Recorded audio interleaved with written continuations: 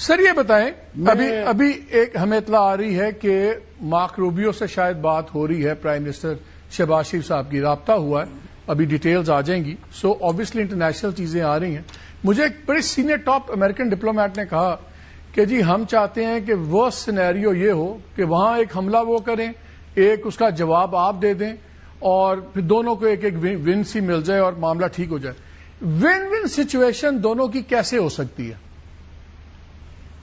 دیکھیے، یہ انتہائی، میں کسی کو انڈرمائن نہیں کرنا چاہتا، لیکن احمقانہ سوچ ہے. کیونکہ آپ ایک ایکشن لیتے ہیں، پھر اس کا ہم آپ کو ڈبل ری ایکشن دیتے ہیں، تو اس کا مطلب تو یہ ہوا نا کہ سچویشن بگڑ گئی. تو کیا سینٹی ہے کہ سچویشن کو پہلے بگاڑا جائے اور پھر اس کو ٹھیک کر لیا جائے؟ وہ کیا ون ون ہے؟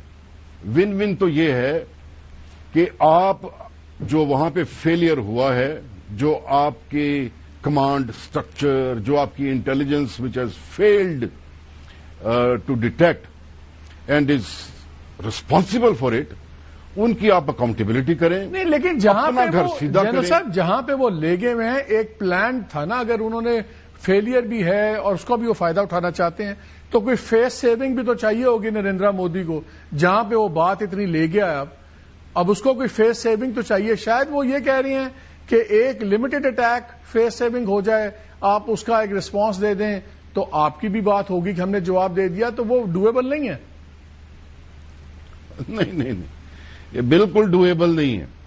پھر یہ بات رکنے والی نہیں ہے اور یہ چونچے لڑانے والی بات نہیں ہے.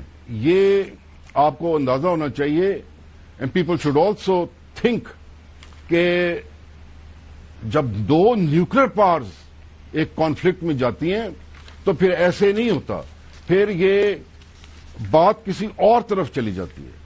کیونکہ میں آپ کو ایکسپلین کرنا چاہوں کہ conventional capability is not in isolation.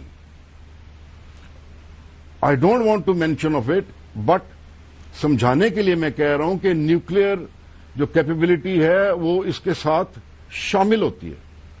صرف یہ ہے کہ تھوڑی پیچھے ہوتی ہے because of you as a responsible nation.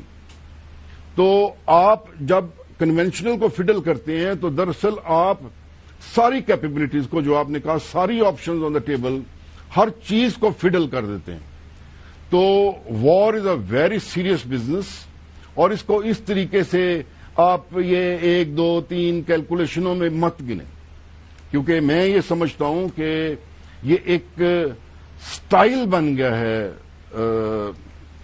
Thinking کا کہ جب بھی کوئی چیز ہو آپ پاکستان پہ اس طریقے سے پریشر ڈالیں. جنرل صاحب مجھے ایک بات بتائیں، میرے نزدیک میرا اندر اسٹریٹجی یہ ہے، میرے نزدیک جو سب سے امپورٹنٹ سوال آپ سے میرا ہے، میرے نزدیک پیپل میٹر، کہ شخصیات ڈیسائیڈ کرتی ہیں زندگی. اور اب ہسٹری میں دیکھ لیں، بڑے بڑے واقعات صرف پرسنل ایٹیچیوڈز یا پرسنالٹی کے میک اپ سے تاریخ میں بڑے بڑے حادثے بھی ہوئے ہیں، اچھی باتیں بھی ہوئی ہیں. آپ نے پرسنلی ڈیل کیا اجیت ڈوبھل کو، کی پلیئر ہے اس وقت، اس کے تھرو آپ کو باقیوں کی بڑی اچھی نالج ہے. اس وقت 4 سب سے امپورٹنٹ آدمی ہیں وہاں پہ جو تمام بڑے فیصلوں میں شامل ہیں، اور سب کی سوچ ہندتوا کی اور اس قسم کی ایک ایکسٹریمسٹ سوچ ہے، اینٹائی مسلم سوچ بھی ہے. نریندر مودی خود، امیت شاہ، اجیت ڈوبھل، راج ناتھ. ان میں سے کس سے آپ سمجھتے ہیں کہ کوئی سینٹی کی بات کرے گا یا کوئی ایسی عقل کی بات کرے گا کہ جہاں پہ یہ چیزیں 2 قدم پیچھے ہٹ جائیں؟ اور یہی ڈیسیژن میکرز ہیں. کس پہ امید ہے آپ کو؟ دیکھیں،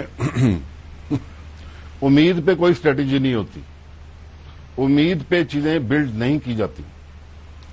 تو اور کوئی اچھی امید بھی نہیں رکھنی چاہیے، اور آپ کو ورسٹ چیز کے لیے پلان کرنا چاہیے. ہاں، یہی سب تھے at the helm of affairs جب پلوامہ ہوا، جب ہم نے ان کا پائلٹ مارا، اور جو کچھ ہوا میں ان کو انڈرمائن نہیں کرنا چاہتا، تو ساری دنیا نے دیکھا.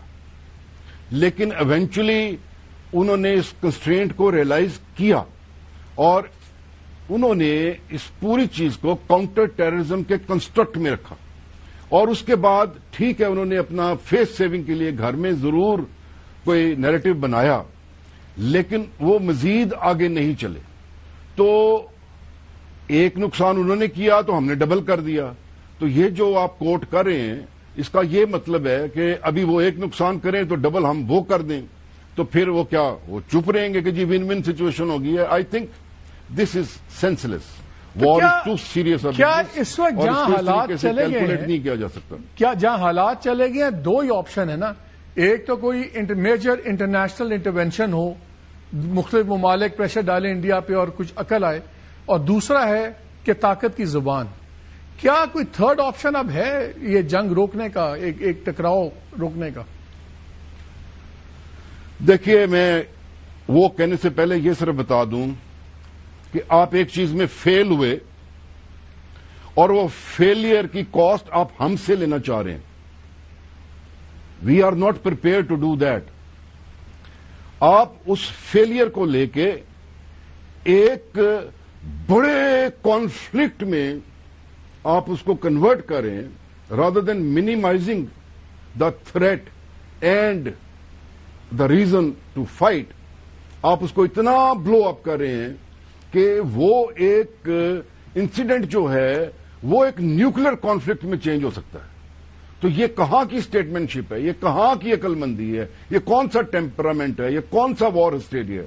یہ کہاں کی وزڈم ہے؟ تو پھر مجھے یہ بتائیں، اگر وہی ٹولی بیٹھی ہوئی ہے تو پھر تو مجھے لگتا ہے کہ جنگ تو ایک یقینی ایک حقیقت بنتی جا رہی ہے. دیکھیے جیسے کہہ دیا گیا، ہر کسی نے کہہ دیا گیا ہم تیار ہیں، لڑنا ہمیں آتا ہے، تو we will face it and we will face it squarely. کسی بھول میں نہ رہیں پھر تو. لیکن ابھی بھی وقت ہے نا. دیکھیے جو ڈپٹی فارن منسٹر کی